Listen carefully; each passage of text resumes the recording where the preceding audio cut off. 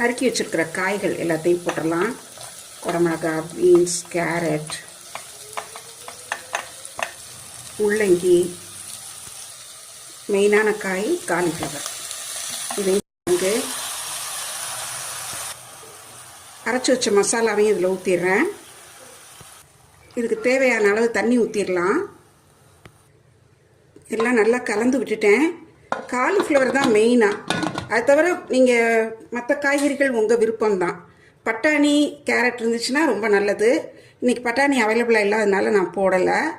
இப்போ வந்து குக்கரை மூடி வெயிட் போட்டுறேன். இது ஒரு நல்லா எல்லாமே சாஃப்டாக வேகிற அளவுக்கு விசில் வரட்டும். குக்கர் நல்லா 4-5 சவுண்டு வந்தது. ப்ரெஷர் எல்லாம் நல்லா அடங்கிடுச்சு. இப்போ ஓப்பன் பண்ணி பார்க்கலாம். கிண்டி விட்டு பார்க்கலாம் நல்லா வெந்திருக்குதான்ட்டு. இங்கே கிடைக்கிற மிளகாத்தூள் வந்து கொஞ்சம் காரம்